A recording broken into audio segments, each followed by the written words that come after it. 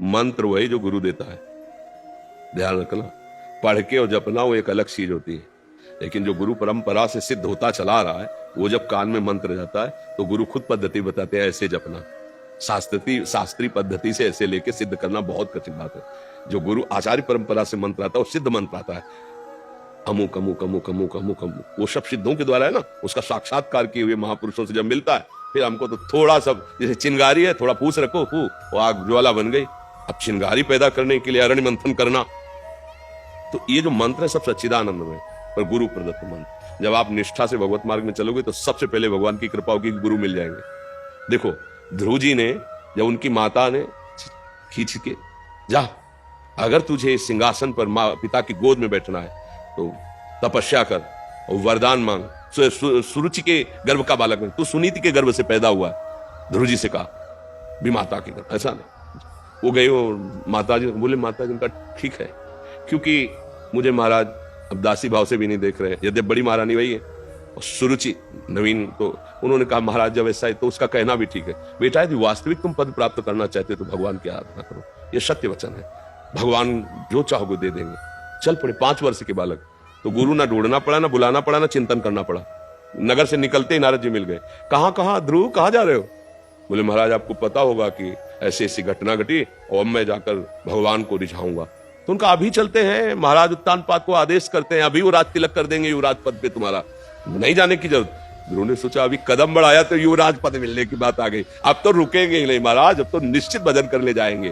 तो बोले वहां बहुत सिंह है, सर्प है, बिच्छू है, भय और प्रलोभन। उनका महाराज क्षत्रिय कुल में जन्म हुआ है, एक बार कदम बढ़ा दिया तो पीछे हटाएंगे नहीं, चाहे मृत्यु क्यों ना आ जाए।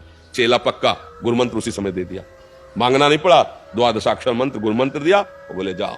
6 महीने में भगवत साक्षात्कार कर लिया, क्योंकि सिद्ध मंत्र गुरु प्रदत्त है ना, बहुत जल्दी। तो मुझे लगता है गुरु का वर्ण करके उनके द्वारा दिए हुए मंत्र से फिर हमारा काम बहुत जल्दी बन जाए। मंत्र मूलम गुरु वाक्यम, गुरु के वचनों से निकला हुआ मंत्र। हमारे वो आज्ञा ऐसी कर देते हैं जो हमारे गुरुदेव ने हमें कुछ अलग आज्ञा किया है, तो उस कंडीशन में हमें क्या करना चाहिए? देखो आज्ञा पालन तो सिर्फ गुरु वाणी का होता है, सेवा हम किसी की भी कर सकते हैं। संत के आगे में जरूरत पड़ी तो पशु पक्षी की भी सेवा कर देंगे, जरूरत पड़ी तो किसी, इसका मतलब सेवा कर दिया तो उसके अधीन थोड़ी हो गए, उसकी आज्ञा का पालन थोड़ी करेंगे, समझ रहे हो ना। आज्ञा का पालन तो सिर्फ गुरु वाणी का, जो गुरु के श्रीमुख से वचन निकले बस वो गुरु वाणी का हम पालन करें। उन्होंने कहा संत समागम करो, साधु सेवा करो, तो कर रहे हैं, लेकिन वो हमें आज्ञा करे तो हम उसके लिए दस्तखत लेंगे गुरुवाणी से। अगर गुरु की आज्ञा है और आपकी बात मिलती है गुरुवाणी से तो हम मान लेंगे, नहीं तो आप बोलते रहिए हमने सुन लिया, प्रणाम कर दिया, चल दिए, हम उसको स्वीकार थोड़ी करेंगे, समझ रहे ना। आज्ञा पालन तो सिर्फ वही है अपने गुरुदेव की वाणी में। उन्होंने आज्ञा करी संत सेवा, तो हम आपके कपड़े धो देंगे, भोजन पवा देंगे, जो जैसा कर देंगे। और अगर संत है तो चाहे जिस निष्ठा का हो, तुम्हारे अंदर भाव वही प्रकट होगा जो गुरुवाणी में लिखा है। संत की ही वाणी तुमको वहां प्रकाशित करके वहां पहुंचा देगी जो गुरु कह रहे हैं। आप देख लो, हमने तो देखा है, अन्य उपासना वाले महापुरुषों के जब समीप गए, उनके चरणों में पड़े तो हमारे इष्ट की भक्ति बढ़ी है, हमारे गुरु चरणों में प्रेम बढ़ा है। ऐसा नहीं हुआ है कि उनके पास जाने से हमारे गुरु चरणों में प्रेम, हमें और गुरु प्रेम बढ़ा है। तो जहां सच्चे संत महापुरुषों की सेवा होती है तो इष्ट और गुरुवाणी में प्रेम बढ़ता है। इसीलिए तो आज्ञा करिए कि संतों का समागम करो, साधु सेवा करो। तो इसका मतलब नहीं कि अगर हमारी सिद्धांत पद्धति से विरुद्ध कोई आचरण करे तब तो फिर मानना ही नहीं है ना। हमारी केवल आज्ञा, भूखा है तो भोजन दे दीजिए, जरूरत है तो शरीर सेवा कर दीजिए, वो भी ढूंढ के नहीं करना। जहां हमें गुरु प्रसाद से पहुंचा दिया गया या वो हमारे समीप आ गए तो, नहीं तो हम अपने गुरु के द्वारा दिए हुए नाम मंत्र वाणी और उनके आदेशानुसार चल रहे हैं, हमें किसी की जरूरत नहीं। बात समझ लीजिए, हमारे समीप कोई आ गया है तो अगर भूखा है या वस्त्र है या औषधि है वो हम सेवा कर देते हैं। और अगर आज्ञा कोई ऐसा करता है जो हमारे सिद्धांत के विपरीत है, हम सुनते ही नहीं। ऐसे सिद्धांत से चला जाता है। आज कुछ भक्तों ने आपके श्रीमुख से नाम चाहा। हम तो वृंदावनवासी, राधा उपासी, राधा राधा रटते, राधा वल्लभ श्री हरिवंश रटते।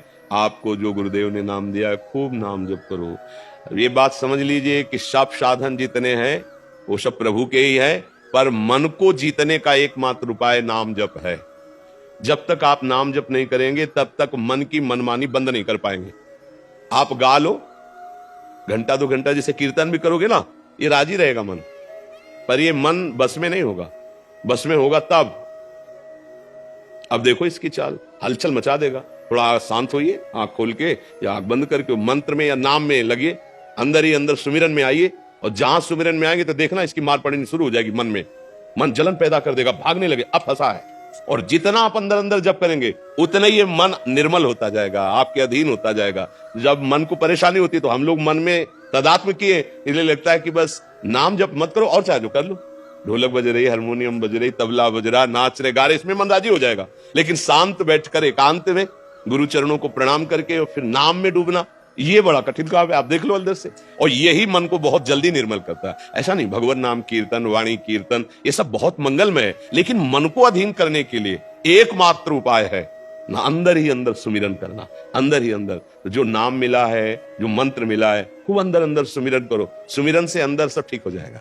बढ़िया अंदर मन प्रसन्न है ना, तो बाहर से चाहे जितनी विपत्ति हो आप आनंदित, और अंदर से मन कलुषित है तो बाहर चाहे जितनी सुख सामग्री हो आपको सुख अनुभव में नहीं आएगा। खूब सुमिरन करो, नाम सुमिरन करो जो गुरुदेव ने दिया है। हम तो वृंदावन वासी, हम तो राधा राधा राधा राधा रटते, राधा वल्लभ श्री हरिवंश रटते, आप लोग देखें।